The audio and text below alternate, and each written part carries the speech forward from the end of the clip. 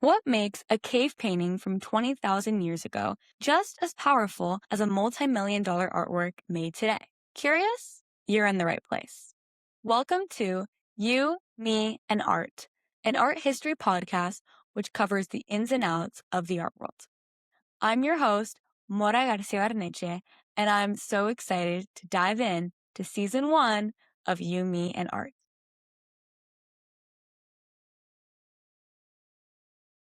This season takes me back to where my love of art history truly began, AP Art History.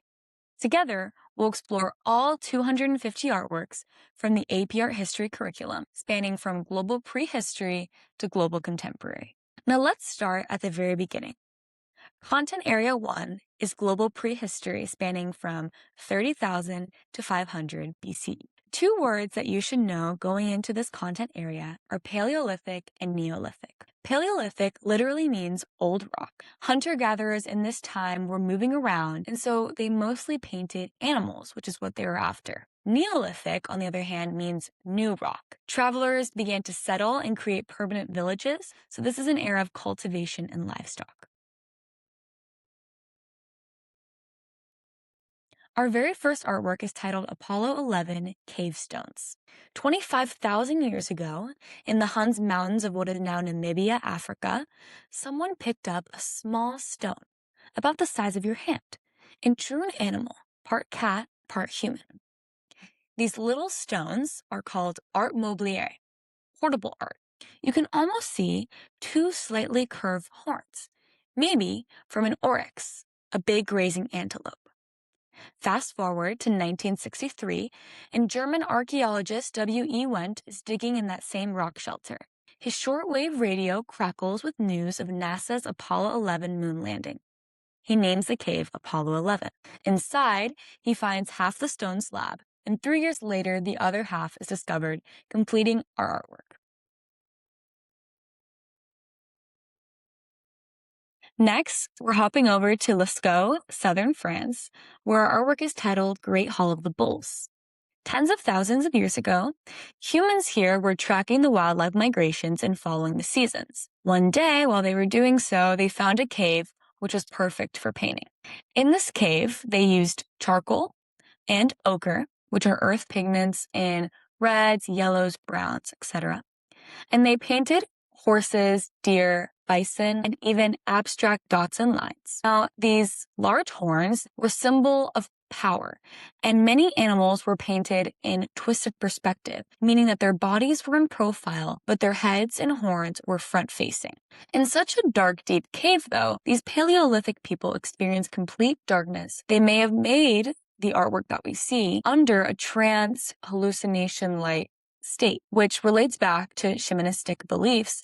Now, piggyback off this idea, French priest Henri Breuil posited that these paintings were hunting magic, so drawing animals could help ensure a successful hunt. Today, this is a UNESCO World Heritage Site which protects the masterpieces for generations to come. Artwork number 3 is Camelid Sacrum in the shape of a canine. This next art takes us away from cave paintings and into sculpture, which dates back to around 14,000 to 7,000 BCE and was actually discovered at stake in Tequixquiac, Mexico. An engineer was working on a drainage project and found it 40 feet in the ground in a dried-up lake. The sculpture itself was made from the remains of a sacrum of a camelid, which is now extinct.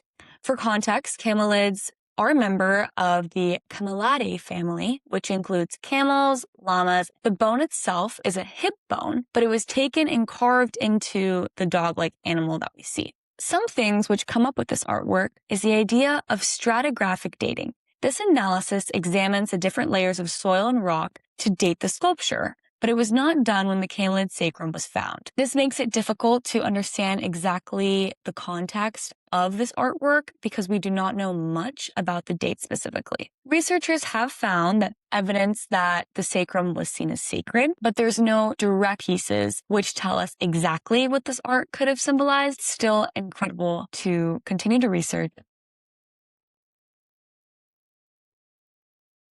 This next artwork is one of my personal favorites from this content area, titled Running Horned Woman, We're segueing over to ancient northern Africa, specifically to Sili Niger, Algeria, during 6000 to 4000 BCE. This area used to be a grassland, and our artwork depicts the silhouette of a woman in a running pose. Now, don't get confused. This isn't someone trying to win a race. Instead, it's a depiction of a ritual dance. The woman has two horns on her head, which our last artworks have shown typically represent power. This is a theme that you want to keep in mind throughout the entire course. Above the horns are dots to resemble a cloud of grain falling, which leads scholars to believe that this dance was one for a good harvest. Dots span all over our subject's body and most likely represent scarification, where one does controlled cutting or branding of the skin to create scars for cultural purposes. Our subject's hands are outstretched wide, and we can see fringe throughout the artwork. Because this artwork is pigment directly onto a rock wall, it was commonly sponged with water so those who wanted to reproduce the image could see the artwork more vividly. However, this has tampered with the artwork, and it's now faded in certain areas. Sili Niger now has heavy protection and is now a national park, UNESCO World Heritage Site, and a biosphere reserve. Our fifth artwork is Beaker with Ibex motif, and it was created between 4200 and 3500 BCE in Susa, Iran, which taking us also to the Neolithic era. In Susa, there was a temple which had thousands of graves at its base. Archaeologists have found myriad of pottery buried with human remains, and the beaker is one of them. We now know that pottery was intended specifically for burial because excavation of homes and surrounding areas have not come up with many pottery, which shows that it was intended for these grave sites. Our artwork is divided into multiple registers. Registers is a word that you're going to hear a lot when it comes to works in AP art history, and it basically means how the artwork is divided and the different sections. There are geometric motifs throughout registers, as well as wading birds, which show us that this artwork was created near the water because wading birds are found near the water. And a large focal point is the ibex with massive stylized horns. A technological innovation that the artist used was a kiln to be able to fire the pottery. And it's really interesting because it makes you think about things that we have now commonly day to day, which were just being created at the time. The beaker with the ibex motifs is an incredible example of developing settlements and art, which continue to expand and grow for years to come. Our next artwork is the anthropomorphic stele. Anthropomorphic means human-like, and that's exactly what this is. A sandstone slab carved to loosely resemble a human figure. We're on the Arabian Peninsula, 4th millennium BCE, still in the Neolithic era. We can see rounded eyes, a raised nose, what might be a headdress or a sash across the body, possibly a status marker, and two hands clasped together, maybe holding something. We don't know what. It's important to know that this artwork is not a portrait. It's a stylistic stand-in for a human. This particular one is part of a much bigger picture. Over 60 similar sculptures have been found across the Arabian Peninsula in the last 4 decades. They share visual similarities, but scholars are careful not to assume they all meant the same thing. Every region had its own customs and rituals, so each stele has to be understood on its own terms. As for our stele, archaeologists believe it was a grave marker in an open-air sanctuary. It wasn't found with human remains, though, so that mystery stays open. From the Arabian Peninsula, we're jumping over to Liangzhou, China, from 3300 to 2200 BCE, still Neolithic era. This artwork is a jade song, and the material alone tells you something important. Jade is incredibly hard to carve, and working with jade requires serious skill, serious time, and serious resources. So right off the bat, this object signals status. The shape is very distinctive. It's both a cylinder and a square. Scholars believe this duality might represent the cosmos itself. The circle represents heaven, while the square represents the earth. Jade songs were found in burials. The more songs buried with you, the more important you were in life. The surfaces are carved with stylized motifs and abstract designs. These exact meanings still remain unknown.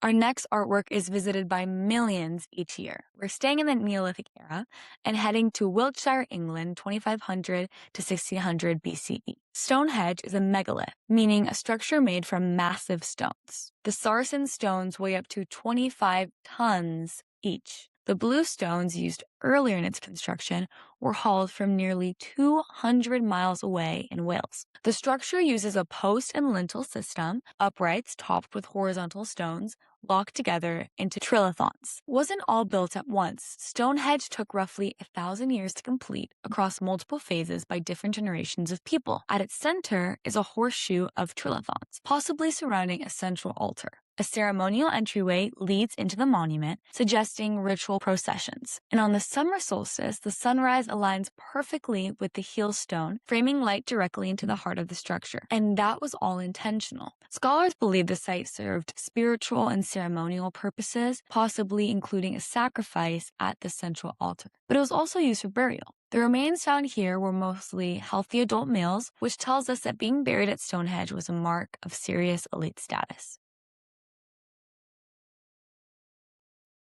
From England, we're heading somewhere you might not expect, the Ambum Valley in Enga Province, Papua New Guinea, around 1500 BCE. The Ambum Stone is a small sculpted figure, only about 8 inches tall, carved from greywacke, a very hard sedimentary stone with natural fracture lines and veins that actually helped date the object. It depicts a stylized echidna, a spiny anteater native to the region, with a rounded bottom and curved neck that fits neatly in your hand. That detail matters because scholars believe it may have functioned as a pestle, but it also could have been used for worship. It could have been a stylized ancestor figure, and today the Ambum Stone is a symbol of Papua New Guinean identity. From Papua New Guinea, we're heading over to central Mexico, the site of Tratilco, 1200 to 900 BCE, still Neolithic era. This is a ceramic figure, small and handmade, found in a funerary context. Like the objects we've seen before, we're not entirely sure of its function, but the fact that it was buried with the dead tells us it held some significance. The figure itself is distinctly female, with exaggerated hips, spherical upper thighs, a pinched narrow waist, and almost no arms seen. The hands and feet are essentially non-existent, and the artist wasn't interested in them. The hair is incredibly detailed, which suggests that the hair was deeply important to these people. The most striking feature, though, is the face, or rather, faces. This bicephalic figure, meaning it has 2 faces on a single head. It might represent duality. It could reference a birth defect or a spiritual belief or something else entirely. We're left with another mystery. From Mexico, we're moving to Solomon Islands, 1000 BCE, looking at the terracotta fragment made by Lapita people. This one little shard of pottery is actually one of the most important archaeological tools we have for understanding how humans populated the Pacific. The Lapita people originated around Taiwan and gradually sailed east. Everywhere they stopped, they left pottery behind and pieces of their distinctive red terracotta found in datable layers of soil across Micronesia, Melanesia, and Polynesia. The pottery itself was shaped by hand, possibly using a paddle and anvil technique to thin the walls and fire in open fires rather than kilns. No carbon residue on the shards tell us that these vessels weren't used for cooking, but they were used for serving and storing food. There are also stylized human faces stamped into the surface with a tooth-like tool. Not bad for a broken piece of clay.